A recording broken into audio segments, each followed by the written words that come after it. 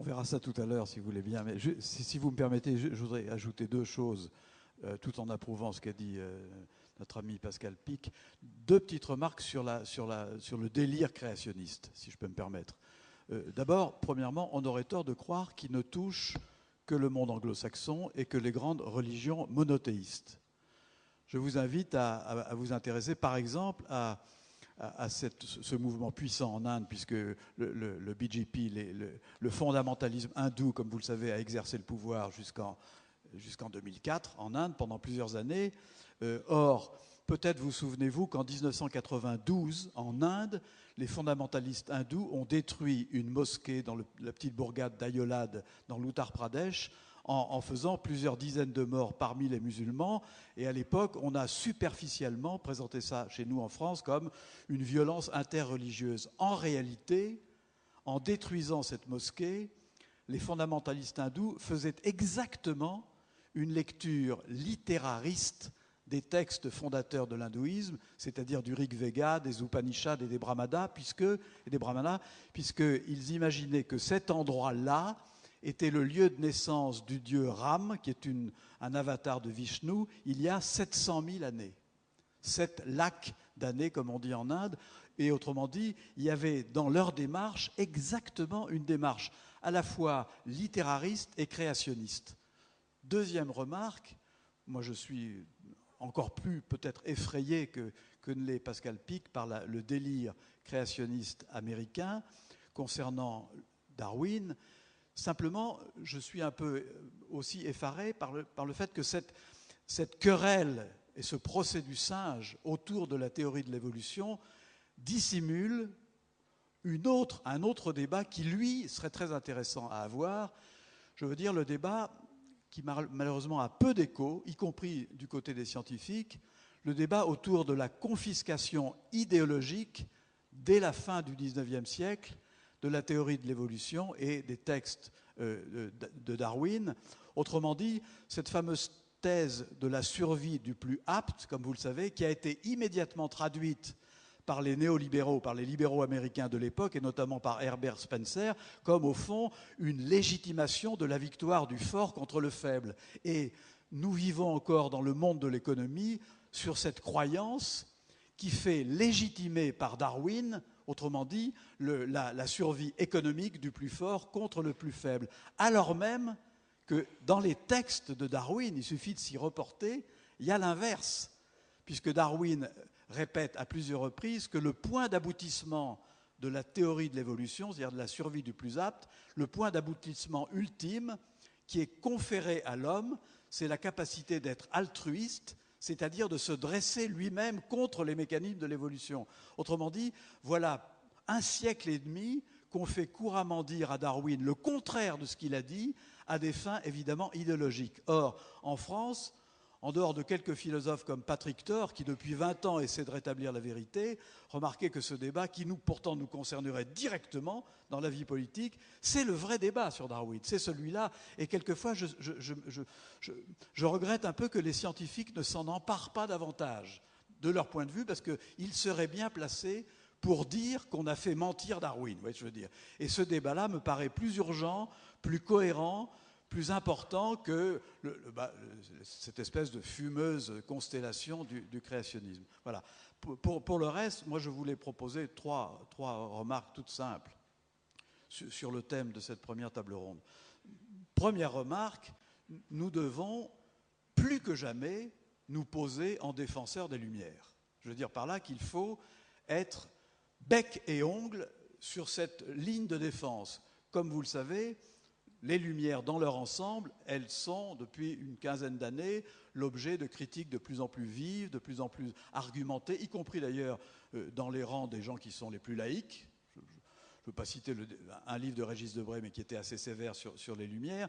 Et pour ne rien vous cacher, pour vous faire une petite confidence, il y a 1 an et demi, j'ai eu la chance de participer avec Tsvetan Todorov à un tout petit comité qui a préparé l'exposition sur les Lumières à la très grande bibliothèque. Et j'avais proposé un titre qui a été refusé par souci diplomatique parce qu'on le trouvait trop agressif. Je voulais, moi, que l'exposition s'appelle « Rallumons les Lumières ». Parce qu'il me semble que cette nécessité de rallumer les lumières, elle se fait urgente. Première remarque. Deuxième remarque, c'est vrai, et on a raison, et Pascal Pic a 100 fois raison de le faire, de dénoncer les grandes fantasmagories obscurantistes, qu'il s'agisse du fondamentalisme islamique, du créationnisme, etc., c'est-à-dire ce rejet de la raison et de la pensée scientifique. On a raison de dénoncer ces grandes configurations. Je trouve qu'on devrait dénoncer tout autant cette espèce d'obscurantisme insidieux qui rampe dans nos sociétés, dans le discours médiatique, dans le discours ordinaire. Il y a une espèce de capitulation de la raison raisonnable, si j'ose dire, qui passe quelquefois par, vous savez, cette fascination un peu bête. On pense qu'elle ne porte pas à conséquence pour le paranormal. Regardez à la télévision, et comme les grands médias font leur délice des choses qui évoquent le paranormal. Je prends un autre exemple, puisque j'appartiens encore à la rédaction du Nouvel Observateur, ce vénérable hebdomadaire qui se pose en organe de l'intelligentsia française. Quand je vois dans les pages des petites annonces du Nouvel Observateur, des annonces du genre « Marabout vous garantit contre jeteur de sorts » ou bien « Écrivez à Irma pour espérer retour d'affection », dans le Nouvel Observateur, j'ai quelque chose en moi qui se glace, parce que je me dis là, il y a quelque chose de rampant, de plus, et qui est moins identifiable que ces grandes menaces. Vous comprenez ce que je veux dire? De la même façon, dans le discours ordinaire, regardez comme on fait de plus en plus, et de manière étourdie, l'éloge de l'émotion plutôt que de la réflexion, l'éloge de la séduction plutôt que de la capacité de convaincre. En matière politique, nous sommes désormais passés dans le règne de la séduction. Mais la séduction, ce n'est pas de l'ordre de la raison. Et pour ne rien vous cacher, et pour tout vous dire, il y a quelques années, alors même que j'avais voté pour lui, pour François Mitterrand, je n'étais pas très fier quand j'étais interrogé par des confrères étrangers qui me demandaient comment prends-tu le fait que le président de la République française consulte régulièrement une astrologue attitrée à l'Élysée.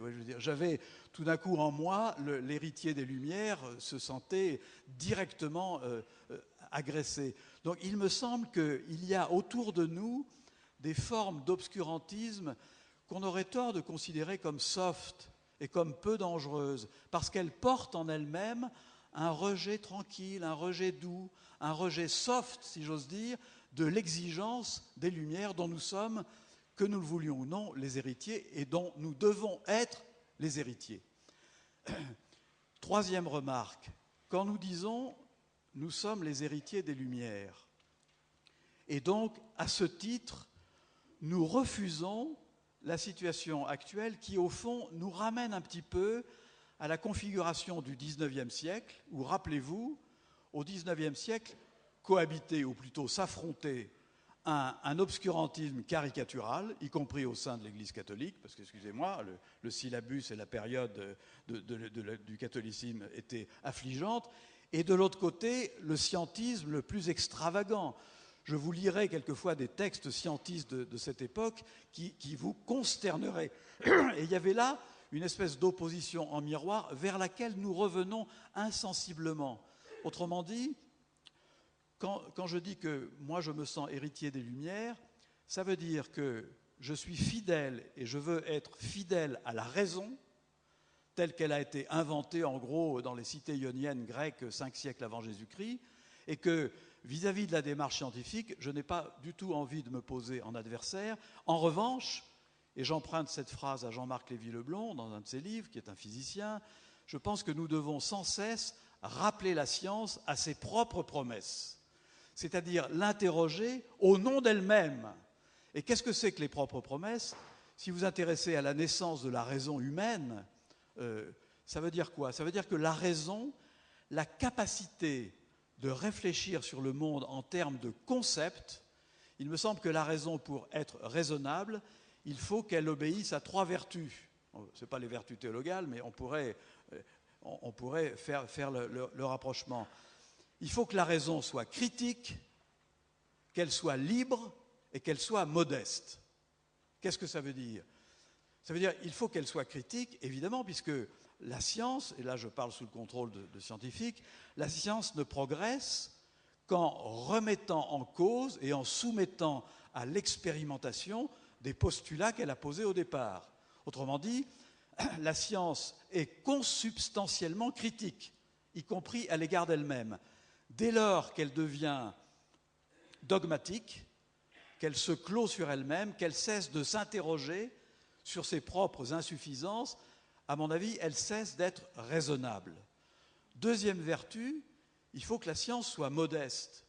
Ça veut dire que la science, ce n'est pas un projet métaphysique. Son projet n'est pas d'expliquer la totalité du monde. Et il y a quelquefois, sous la plume de scientifiques éminents, cette forme de naïveté totalisante, si j'ose dire, qui fait sourire. Je ne veux pas être méchant, mais je vous invite à lire, pourtant c'est un grand scientifique, prix Nobel de physique, le livre de Steven Weinberg qui s'appelle « Le rêve de la théorie ultime ». Vous lirez ce livre et vous serez confondu par la naïveté, pour ne pas dire la sottise à prétention totalisante. Et là, c'est tout d'un coup quand la science cesse d'être modeste, quand la raison cesse d'être modeste. Troisième vertu qui est très importante, parce qu'à l'époque, et il y a eu des moments, vous parliez de Galilée, certes, il y a eu des moments où c'était payé au prix fort, il faut que la science soit libre. Libre à l'égard de toutes les suggestions du prince à l'époque, celles de l'Église pour Galilée ou pour Giordano Bruno, etc. Mais aujourd'hui, la science cesse quelquefois d'être libre. Cette fois, ce n'est pas le prince qui la gouverne, ce n'est pas les églises qui la gouvernent, c'est l'argent. C'est-à-dire, c'est la logique du profit. Quand vous voyez que de plus en plus les grands programmes de recherche scientifique en amont sont décidés en fonction de critères de rentabilité ou de marché, tout d'un coup, il me semble qu'on sort de la démarche scientifique en tant que telle. Vous voyez, je veux dire. Et donc, nous, défenseurs des Lumières, nous sommes tout à fait fondés à interroger la science sur ses propres promesses. Pour le reste, vous savez, la quatrième remarque, vous avez raison, et Jean-Michel Dardour a eu raison de dire qu'en effet, il faut que nous essayions d'échapper à ce face-à-face terrible entre l'hyperscience et l'obscurantisme, évidemment.